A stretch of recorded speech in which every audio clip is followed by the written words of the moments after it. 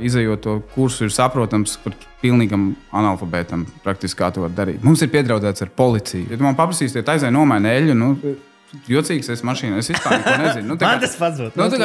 Man tas pats ir mašīna, es tā kā nesaprotu. Tu liec man mieru, tikai forša karikatūra, bet kas tāds es? Braukt ar mašīnu bez tiesībām, tas tev vienkārši vien pieķers. Dāmas un kungi, tagad būs saruna ar Normundu no uzņēmuma Arken 4, kas nodarbojas ar ēku eksploatācijas nodošanu. Un Normunds dalīsies ar to, kā mēs viņam palīdzējām reklāmas izveidot, kā mēs palīdzējām sistemizēt lietas. Un pats galvenais, ko viņš minēja, kas viņam palīdzēja kļūt iedvesmotam, kad viņš var, ka viņam izdosies. Un pagājušajā gadā viņam izdevās arī sasniegt virs 100,000 savos 2 uzņēmumos. Un tagad patīkam skatīšanos, ķeramies klāt. Čau, Normund! Čau! Prieks tev satikt. Kā tu kādam pateiktu 30 sekundēs, ar ko tu nodarbojies un ko tu dari? 30 sekundēs mēs palīdzam cilvēkiem nodot eksploatācijā viņu īpašumu. Tas nozīmē to, ka ja viņam ir kaut kāda problēma radusies, ka viņš nespēja viņu sakārtot, pabeigt būvniecību, vēl kaut ko mēs skatāmies, kā varam izdarīt ar dokumentāciju, kas ir vajadzīgs piekuriģēt, kas ir vajadzīgs projektā veidot kādas izmaiņas, kā arī kādi vēl dokumenti būs vajadzīgi, lai viņš varētu sakārtot ar būvvaldu visus nepieciešamos dokumentus. Tas ir kā arhitektūras birojas vai kā tas ir? Tas ir arhitektūras projektu vadīšana. Tas ir tā, ka mēs koordinējam klientam visu nepieciešamo dokumentāciju, kad ja viņam ir jau bijis kaut vai arhitekts, viņam ir saņemta būvotļauja, viņam ir saņemta atļauja taisīt, varbūt pat ir izmaiņas saskaņotas, un tagad viņš vēlās pēc pabeigšanas viņu reģistrēt kā pabeigt būvniecību. Un tajā brīdī ir tā, ka tur sākās vesela kaudze cilvēkam, kā bezmazliet mašīnā, kad kaut kas nobirst. Kad pats ķimerēsies, tu vari izdarīt to pats. Bet tas ir tā, ka praktiski tu iespējams vēl vairāk kaut ko sačakarēsi. Tad tu dzeni uz servisu, servisā tev sastāda, kas ir vajadzīgs darīt, un tad tu vienkārši pabeidz un brauc tālāk. Tad ar māju ir tā, ka tu vienkārši ievācies iekšā, un viss tur ir gatavs. Un tev neliek nekādus nodokļus, virsū vēl papildus un visāds puses. Kad šo pakalpojumu biznesu sāki? Praktiski tulītās būs gads, februārī, jo tāpēc, kad mēs saskārāmies ar tādu lietu, kad pie lielākiem projektiem pēc jauniem likumiem sākās tāds fars ar to, ka būvvaldēm, valsts zemes dienestiem nav iespēja tikt galā ar dokumentiem, jo tik daudz pieprasījumu ir, jo tāpēc, kad cilvēki aiz šīs neziņas, kas viņiem ir jādara, sāk visur prasīt, ko man jādara, kas man jādara, kurā vietā. Un katrā instancē sāk apbērt ar veselu kaudzi ar šiem iesniegumiem. Un tas nozīmē, ka praktiski, ja tev ir gatavs projekts, es vēlos viņu aiziet saskaņot. Es viņu vienkārši fiziski nevaru saskaņot, jo tāpēc, ka tur stāv rindā vesela kaudze ar dokumentiem, kurus vienkārši būvvaldē ir jāspēj atbildēt. Un tad mēs vienkārši sākām tādu lietu, ka mums vajag kaut kā sākt izglītot cilvēkus par to lietu, kas ir vajadzīgs, un plus radīt ar to tādu biznesu blakus, kad ir objektu nodošana eksploatācijā. Jo praktiski līdz tam par tādu lietu baigi neviens neko nerunāja. Tas bija tāds jautājums, kas it kā pats kaut kur atrisinās. Bet īstenībā tā nav. Tas vesels pakalpojums ir. Un drīkst tā teikt, lietas citi arī konteksts saprot, kad ir kaut kādas, piemēram, arhitektūras kompānijas, kas to arī dara, bet tā ir maza komponenta no tā, ko viņi dara, vai maza sastāvdaļa. Un tad, restīvi, tu esi iegājis ritīgi dziļi, lai vienu šo lietu, kas ir nodota eksploatācijā, darītu labāk, ātrāk, efektīvāk un sniegt pakalpojumu tai vienai lietai. Pareizi? Jā, tas ir tā, ka biroji arhitektūras to praktiski nedara. Jo tāpēc, ka sanāk tā, ka... Viņi nedara pat. Jā, jo tāpēc, ka arhitekts uztaisa projektu, viņš ir radījis savu dizainu, un tas būtu tāpēc, kā mašīnas ražotājiem pateikt, tagad es te izdomāju kaut ko pārtaisīt, lūdzu man reģistrēju šo pārbūvu vai vēl kaut ko mašīnai. Priekš kam es esmu uztaisījis projektu, visu lūdzu respektē un pabeidzu viņu tā, kā viņš bija. Un tad liela daļa arhitekti projektu izmaiņas pat neņem. Viņi atsakās, jo tāpēc, ka man ir bijis izpildīts mans darbs, un tu tagad es uztaisīšu pa savām. Kāpēc man tev darīt? Jo tāpēc tas maksās vēl vienreiz un tā tālāk. Okay. Tad mēs no tā sapratām, ka ļoti daudz šie cilvēki ir iesprūduši. Un viņi ir tie, kas taisa to hausu vēl lielāku. Okay. Tā. Okay. Un mēs ar tevi sākām strādāt, man liekas, pagājušajā gadā. Jā, februārī. Pagājušā gada februārī. Tas ir bijis pašā sākumā. Jā, pašā sākumā. Un jā, tāpēc pēc gada man tev ir neliels neliels. Tas ir labs. Tas ir 3D printēts. Jā, tas ir neliels čerakteris, kas ir izveidojies no tā, kā tas notiekās, kā mēs izglītojam. Jo tāpēc, kad cilvēkiem vajag ļoti vienkāršā valodā paskaidrot, kas viņiem ir jādara. Jo tāpēc tieši tāpat, kā tu dari, ka tu pa solim esi izstāstījis, kas ir vajadzīgs, tā, kad, kā iesākt uzņēmējdarbību, kā reklamēties, kā vēl kaut ko. Tas viss ir pilnībā izejot to kursu, ir saprotams par pilnīgam analfabētam, praktiski kā to var darīt. Un tad mēs esam sapratuši, ka par šo tēmu var tieši tāpat runāt. Nav jābūt tā, ka tu ieej platformā, skaties, kā tu varēsi nodot savu īpašumu eksploatācijā, un tu redzi pretī ministrs kabineta noteikumu tādu un tādu. Un tu es nesaprotu, recepti. Es nezinu, kas tās par sastāvdaļām ir. Un tad tādā brīdī tapa tāda ideja, ka šis ir kā vesels produkts. Mēs varam viņu pārvērst par tādu kā produktu, ar kuru var panākt rezultātu gan šī visā sistēmā, jo nāk klāta informācija, ko var cilvēki dabūt kā plusu, kā pievienoto vērtību. Un tas ir aizgājis līdz tam, kad ar šo visu tēlu mēs esam uztaisījuši tādu veselu kaudzi materiālu, kā cilvēkam, kas jārēķinās, ko piemēram nepastāsta būvvalde, ko nepastāsta arhitekti, ko nepastāsta būvnieki, kas ir tās lietas, kas ir zemūdens akmeņi pēc tam vēl.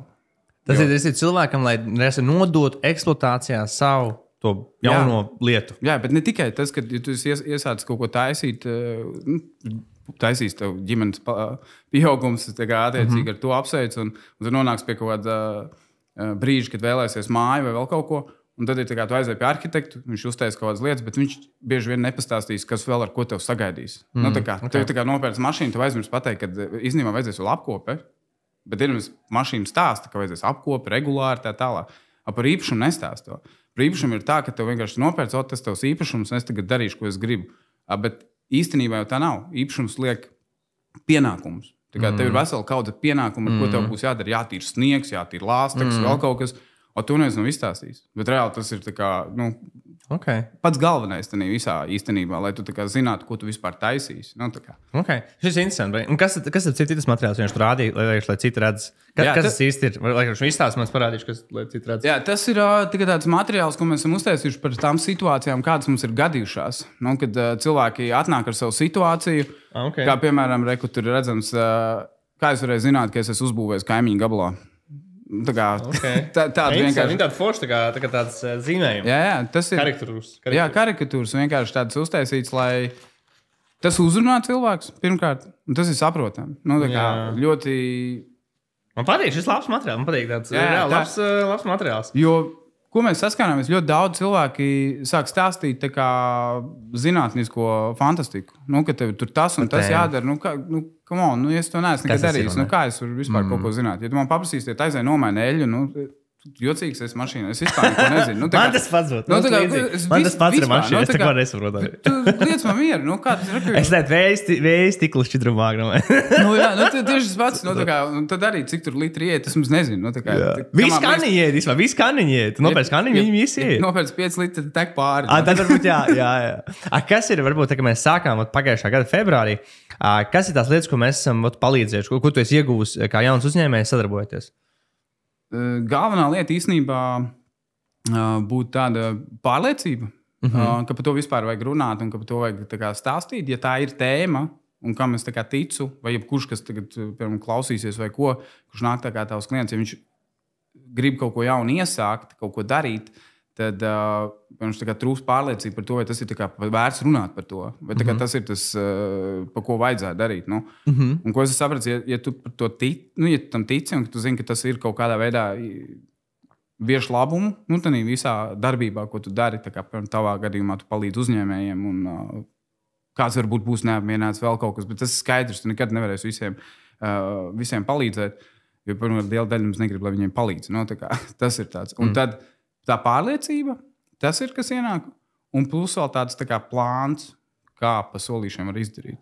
Tas ir tāds galvenais, kas ir bijis. Un arī es redzēju, ka tu baigi forši daudz ko stāstīt par automatizācijām, par sistēmu, ka jūs ieviesāt. Jā, tās ir lietas, kas nāk vēl papildus, ko vienkārši var saprast. Kad mums ļoti liela daļa procesa ir izveidots filtrs arī mājaslapā, un arī reklāmās tiek uztaisīts filtrs, lai uzliksim tādu, lai cilvēki redz mājas. Es rādu tā mājaslapu. Jā, tieši tā. Un tur ir piesakoties, uzreiz ir tikai tāds filtrs, lai cilvēki saprotu, vai vispār kaut kas ir darāms. Līdzīgi tā kā reklāmā piesakies, lai mēs tur zvanītu, bet mēs no šī zinām jau bišķi vairāk informāciju. Mēs zinām, kāda situācija konkrēti ir jāstrādā.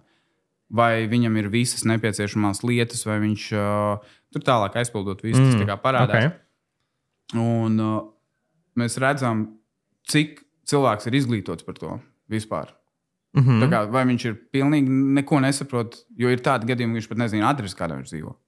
Okay. Tik, tas ir žalska. Tas ir pilnīgi. Tu nesaproti, tu vari pa mašīnām, tur visu kaut ko izstāstīt, bet dzīvojamā māja vai īpašums, kādā dzīvo, viņam ir vēl lielāka atbildība nekā ar mašīnu tur kaut ko izdarīt, kāda avārija. Tāpēc tev jāzina, bet tas nemaina faktu, ka mājām tieši tas pats, īpašuma nodokļi, vēl viss kaut kas. Un par to vispār neviens nav informēts.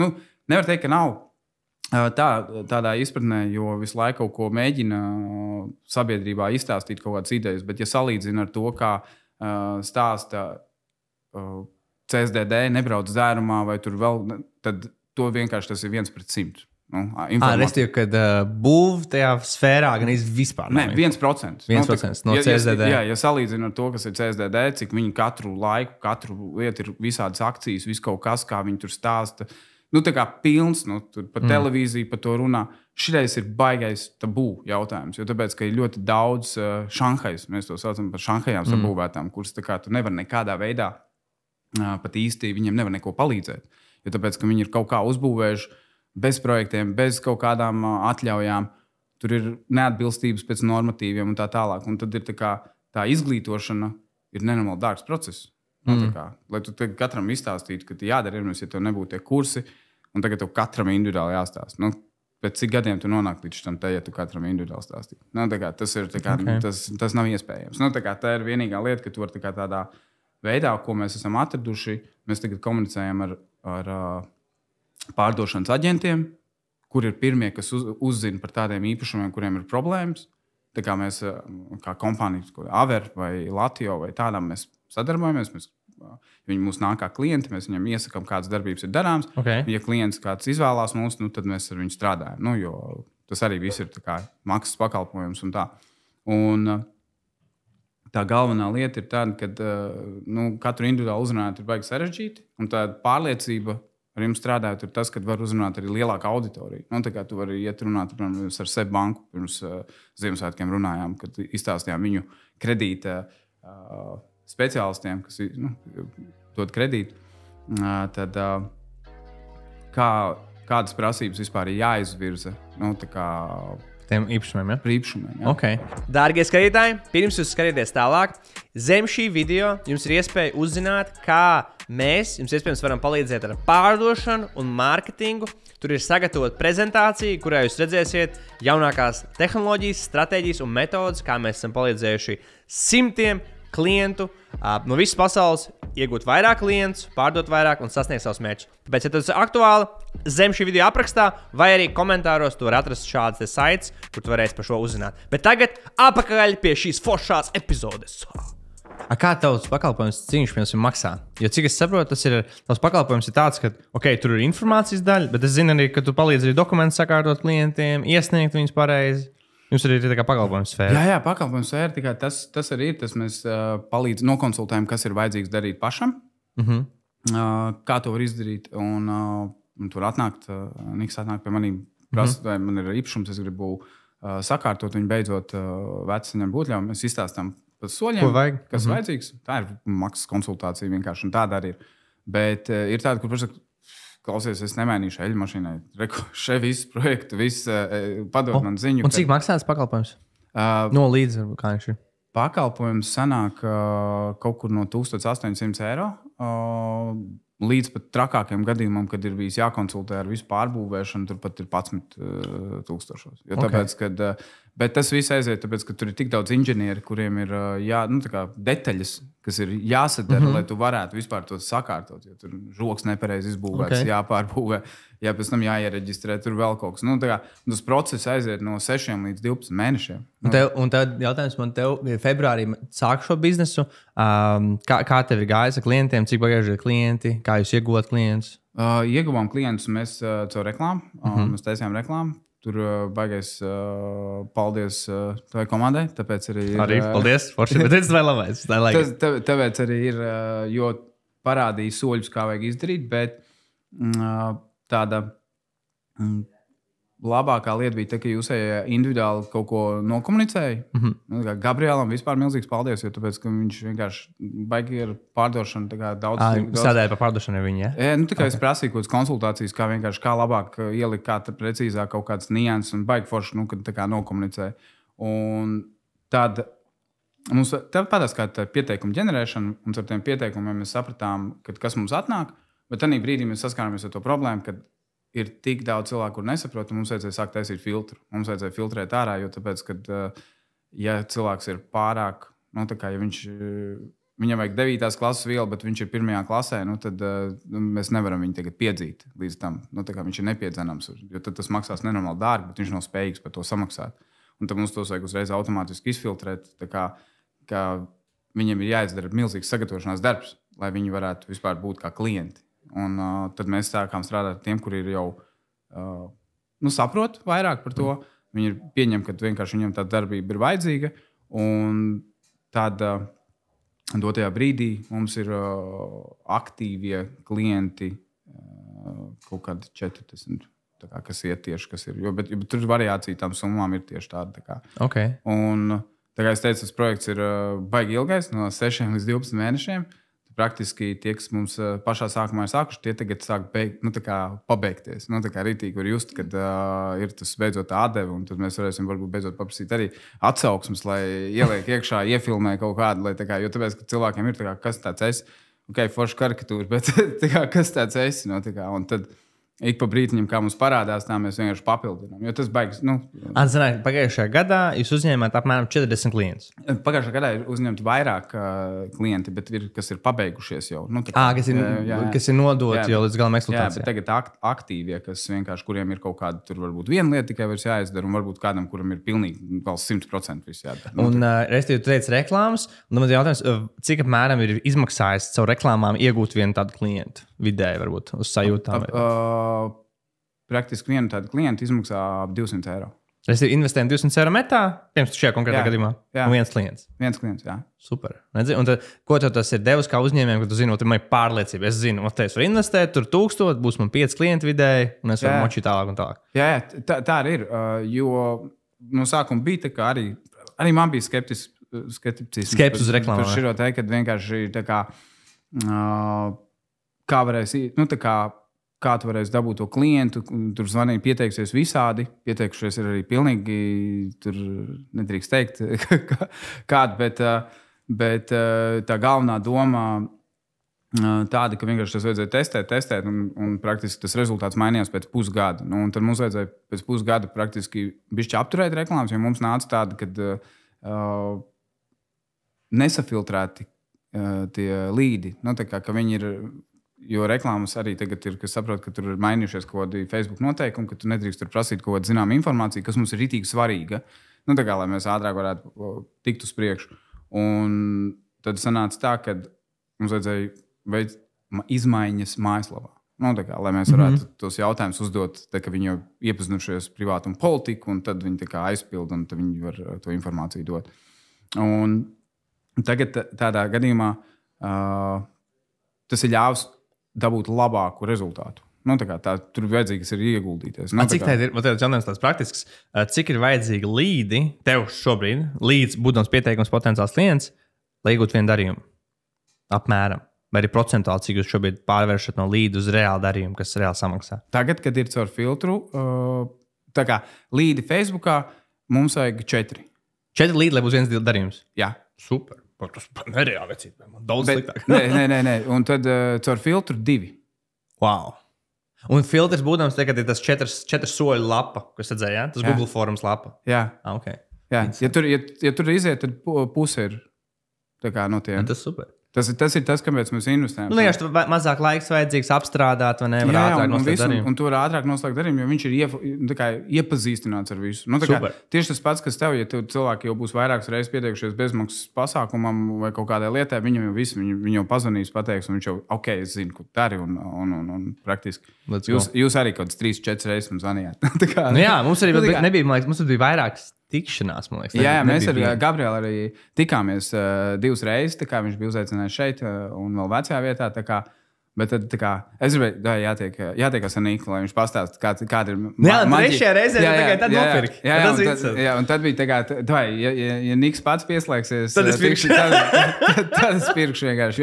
Jo cilvēki, tur ir saprot, bet tas arī mums tieši tāpatās ir kāds tehniķis pazvana vai kaut ko tur prasa un lieto, kā lietot to platformu un vispārējais, tad... Protams, tu vairāk zini. Ne jau tikai, ka vairāk zini, bet tas klients prasa, kas pats viņu to kārtos? Kurš ir izdarījis to lietu? Un tāpēc tā foršā lieta ir tāda, ka tu visu laiku informē, ka tu esi ar komandu. Es tev arī parādīšu, man liekas, bailabo interesantu lietu. Man tas prasīja, lai tu saproti, man tas prasīja 4 gadus. Lai tagad ir tā, ka pagājušajā gadu es pa visu gadu uzņēmu 17 klientus tikai. Un viens no tiem arī bija tu, bet 17 tikai. Man ir pirms kolēģis viens, kas 170. Jā, tur ir tā lieta. Tas ir tas next level, kad ir komanda, kad ir citi cilvēki. Tas baigā lieta. Es atceros, es pat pilnīgi raudāju, kad pirmo reizi, kad bija kāds, kad man bija tā sajūta. Ja es ar to nedaru, to uzņēmēt arī tur gadiem, jā, piemēram, citi cilvēki, kas tur 20, 30 gadus dara, viņiem liksies, ko tur Nika runā. Bet man pirmo reizi, ka kāds cits pārdeva to pakalpojumu, ko mēs esam uztaisījuši, to lietu, kas mums ir uztaisīta, un cits pārdeva, un bija tā kā, oh my God, tas nereāli. Jā, bet ar širo es esmu ticis galā, kad man tāds vienmēr ir bijis galvā, ka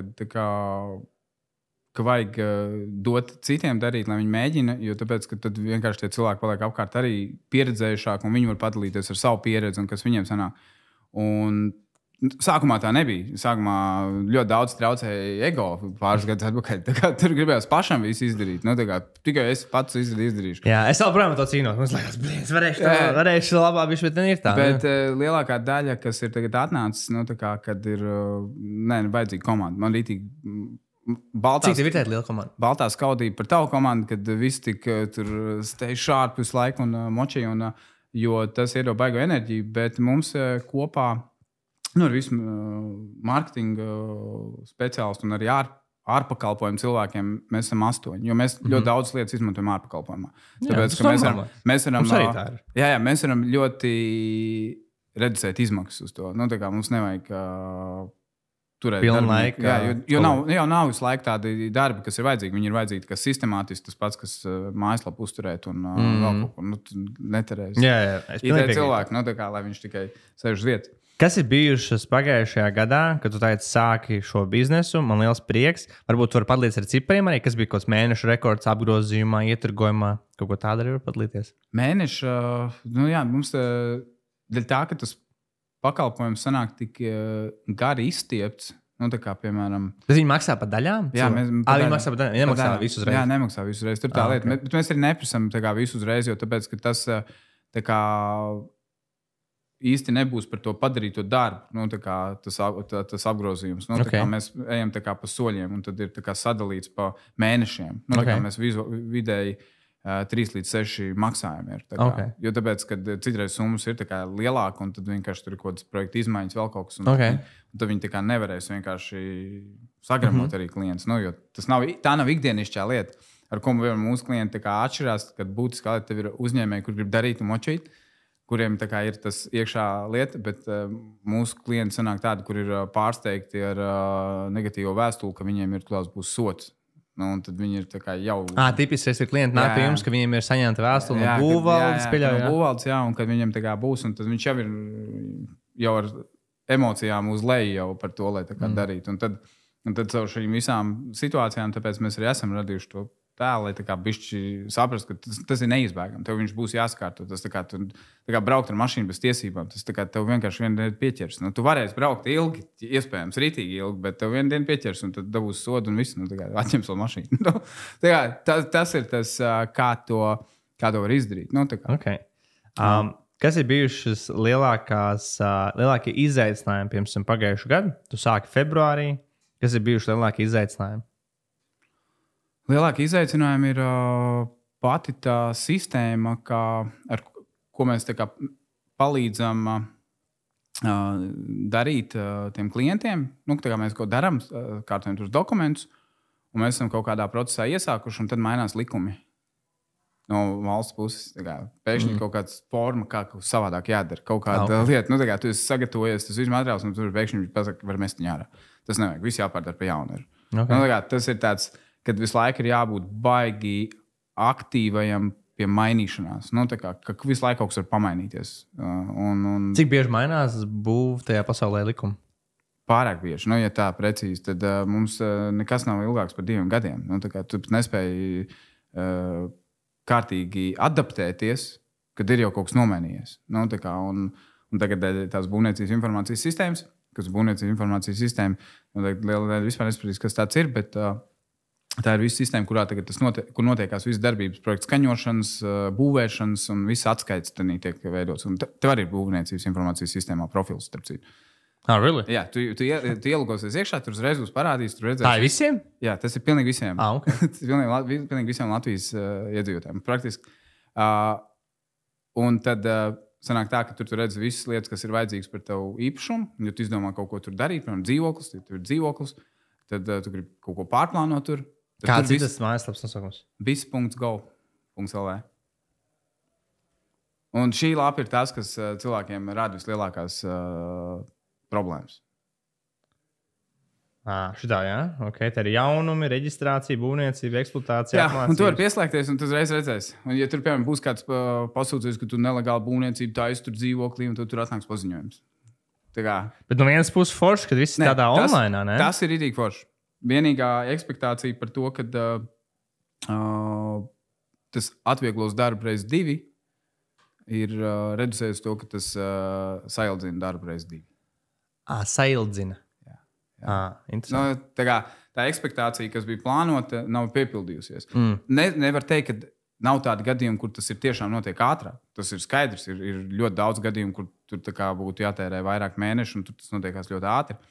Bet standartā situācija, ar ko es vairāk saskarās, ir tas, ka tas tā nav. Tur vienmēr praktiski ir kaut kādas problēmas vai arī komunikācija. Jo pati sistēma, kā zini, ir jāuztur kādam, tad viņai ir kaut kādas izmaiņas, vēl kaut kas nav precīzs, un tas viss katru reizi kaut ko paildzina. Nu, kas ir bijušas lielākās mācības tev, kas tev ir palīdzējuši tagad jau aktīvi nodarboties ar uzņēmējdarbību? Sanāk gan īsti gads, ja ņem februāri sākt. Tu būs gads, principā. Mēs esam janvārī. Kas ir bijušas lielākās lietas, ko tu esi sapratis, kas tev ir palīdzējušas un varētu arī palīdzēt ikvienam, kurš tā ir plāno sākt uzņēmējdarbību? Tas, ko es biju iepriekš minēju, ja tev ir kaut kāda tēma, par ko tu gribi runāt vai darīt, kas ir, vienkārši, ja tu par to esi iededzies, ka tas ir tas, kas ir vajadzīgs, tad praktiski to ir jāmēģina. Tas arī ir tas, kas ir jādara, jo mēģināt izdomāt vienkārši, ka pēkšņi tu dari kaut kādu lietu, nezinu, spēlē mūziku vai vēl kaut ko, ģitāru kaut vai, un tev ir vēlme kaut ko kādam pamācīt. Tas ir tā lieta, kas jāsāk darīt. Tu nevari, nav jāiet, mēģināt bungas kādam spēlēt mācīt vai kaut ko tādu, tāpēc, ka tas ir stilīgāk, bet tev vajag darīt tieši to lietu, kas ir tavējā. Man to jautājumu, tagad tu paši to sāktu uzņēmējdarbību, pirmos 3 mēnešus, kādi bija tavi personīgie ienākumi, pret kādi viņi varētu būt, ja tu būtu strādājis kādā, nezinu, lielā firmā, kur tu būtu kaut kādā pozīcijā, kurā tu varētu būt, kāda bija tā salīdzinājuma, vai bija tur tāda atšķirība? Jā, ir. Mums tādā sfērā, kuras projektu vadīšanā darbojos, ir nereti piedāvājumi, kas atnāk, lai nāc strādāt par projektu vadītāju mūsu kompānijā. Mēs tur maksāsim tā un tā daļu.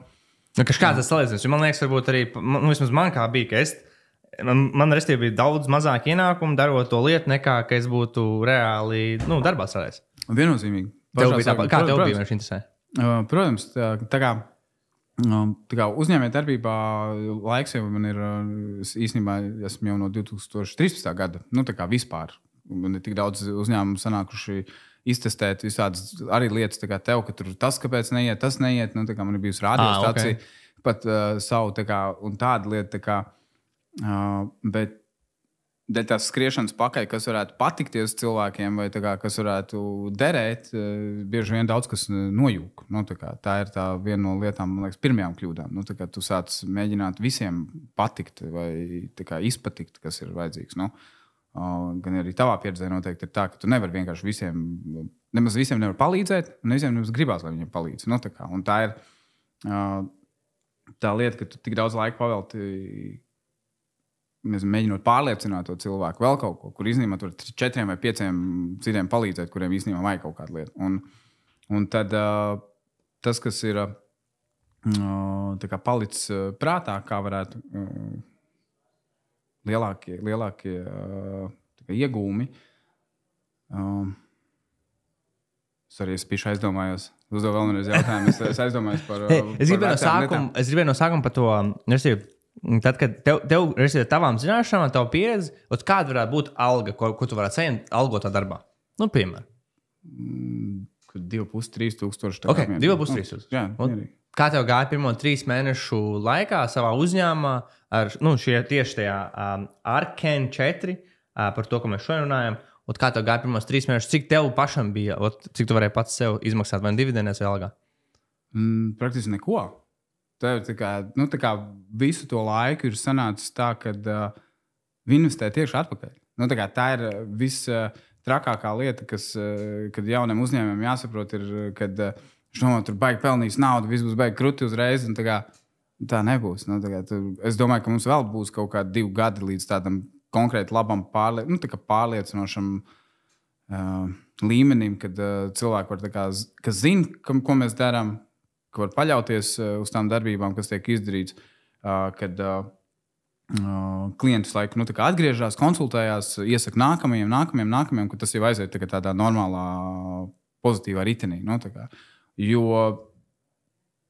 līdz tādai lietai, kā izmaksāt kaut kādai algai, man liekas, tas pat nav tāda galvenā lieta, uz ko es būtu bijis koncentrējies. Es gribētu, lai būtu stabila tāda lieta, kur darba vide, kur var lēnām audzināt, un tad darbiniekiem audzināt algas lielākas, pats sev uztaisīt kaut kādu plānu. Bet mans plāns ir bijis visu laiku iegādāties kaut kādus kursus, apmācības, pie tevīm kaut vai, un lai visu laiku varētu kaut kādas tādas lietas. Un mana alga ir šī pašizaugsme, patreiz dotajā brīdī. Jo tas ir to neskar inflācija. To tu nevari nekādā veidā izmainīt. Jūs esat iemācījies filmēt, taisīt. Tagad šādas lietas vienalga mainās kaut kādā veidā. Tas ir prasmes, tāpat nepazudīs. Jā, prasmes nepazudīs. Un tas ir tas, kas ir jāņem vērā, kad kaut kādu brīdi tas būs ļoti svarīgi. Ja. Okay. Kāda ir šī gada mērķi, ko tu izvirzīsi, ko jūs gribat sasniegt? Mūsu galvenais mērķis ir izvirzīts jau pašā sākumā, kad mēs sākām, bija 500 klienti, lai gadā būtu. Lai gadā būtu 500 klienti. Jā, 500 aktīvi. Tas daudz. 500 klienti. Forši, labs mērķis. Jā, 500 klienti. Tas ir ļoti liels mērķis īstenībā attiecībā. Tas ir, lai saprastu. 40 mēnesi. Jā, tas ir ļoti liels mērķis, jo tas praktiski ir gandrīz 10 reizes. Bet tu jau zini, cik tirgū šobrīd ir, vai ne? Cik tiek mēnesī nodoti objekti eksploatācijā, right? Tie tādi provizoriski cipari, bet jo visu laiku ir saraksts un komunikācija ar būvvaldi. Līdz tādam gala rezultātam ir baigi ilgais process, kā jūs teicat. Bet tu nezini, nav tāda uzskaita, cik ir mēnesī nodoti būvvaldi. Nepublicē tādu informāciju? Baigi nepublicē. Īstenībā šis labs jautājums ir. Tu vienkārši varētu saprast, cik tā tirgus daļa jāpieņem. Nē, ir zināms, cik ir nesakārtot objekti. Tas gan ir valsts zemes dienas tāda data. Cik tāda ir? Dotajā brīdī vairāki 10,000. Vairāk 10,000. Okay, tas tur ir problēma. Tur ir rītīgi problēma. Dati ir tāda lieta, kur vajag rītīgi pārbaudīt, jo tāpēc, ka bieži vien ir kaut kādas lietas, ko atsaucās arī pati valsts pārvalde ar kādiem datiem, tad viņi arī saka, ka tas ir tikai uz kaut kādu brīdi. Bet dotajā brīdī tā lieta ir ļoti liela problēma. Tā ir. Jo tas veido veselu kaudzi cilvēku, kuriem ir kaut kādas problēmas un kur lieki tiek tērēti resursi, kas varētu būt kaut kā ieguldāmi uzņēmējdarbībā, vēl kaut kā. Nu, tā kā ceļojumā, bet tev jāsmaksā nodokļos par to, ka tev ir nesakārtots īpašums. Tas ir pilnīgi nepareizi pieeja, kāpēc arī mēs esam iesākuši to lietu, lai tā kā varētu palīdzēt. Okay. Nu, cool. Bet es tev vēlreiz, mērķis galvenais ir 500 klienti, ja?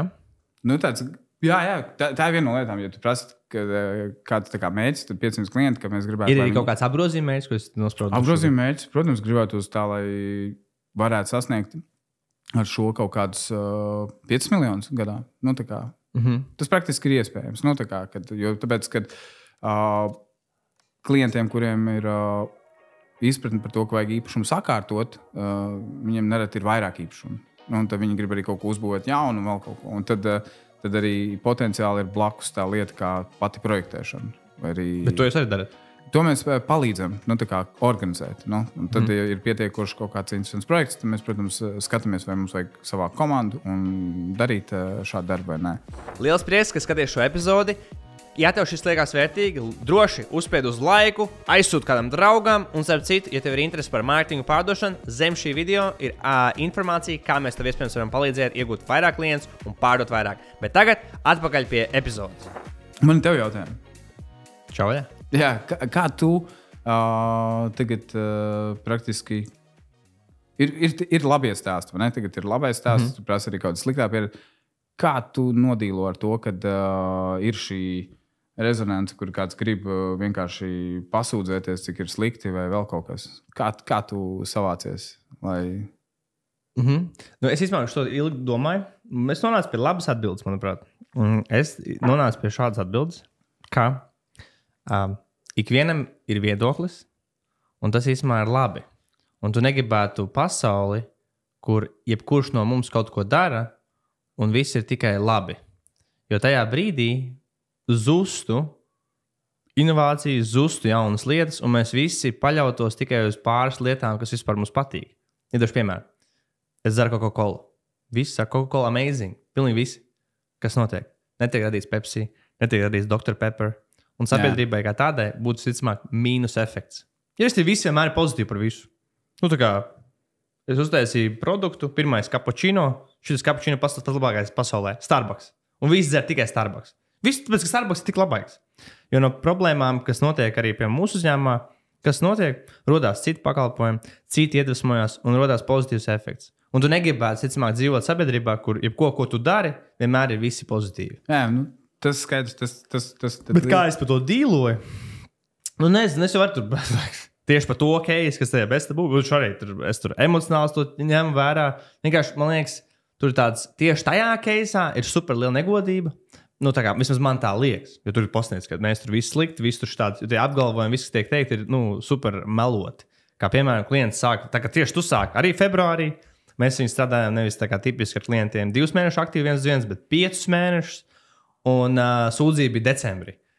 Tas ir tāpat, kā es tev uzbūvēju. Es tev pilnībā saprotu, jo tāpēc, ka viena lieta, ko es vienkārši saku, bet mums ir arī citi keisi, kur varbūt arī, protams, mēs arī esam vainīgi, es nesaku, neesam. Mēs arī esam vainīgi, esam izdarījuši sliktu, bet tā ir vienkārši noticis, vai mēs cenšamies to labot, jā, mēs cenšamies no tā mācīties, jā, un mēs cenšamies katru mēnesi palikt ar vien labāk, lai šādas situācijas notiek ar vien mazāk. Nav jau mērķis, lai ir daudz, vai? Ok, es tev pastāstīšu vienu gadījumu, varbūt mums ir piedraudēts ar policiju.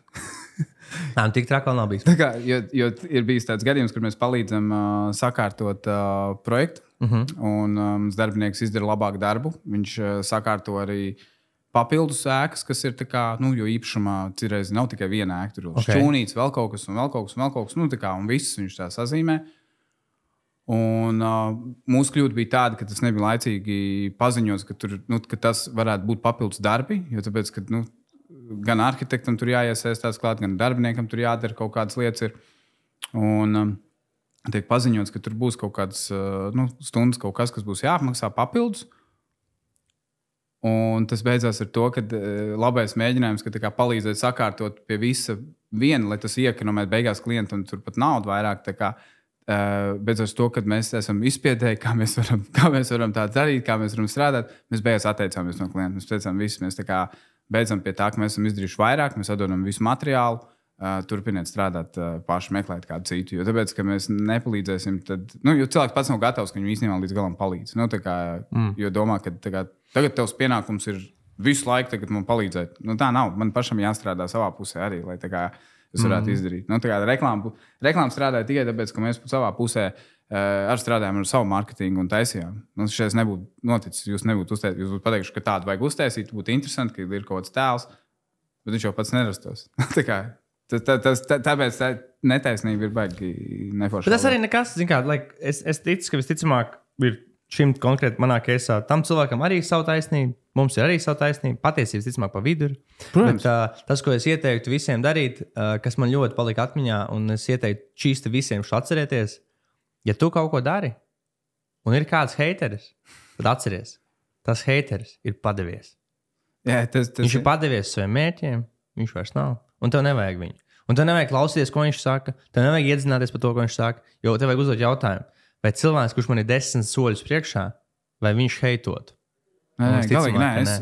Es vispār par to. Jo parasti tie heiteri komentārus pastos viņu konts, viņiem kaut kāds user 27x tām. Tur kaut kādi.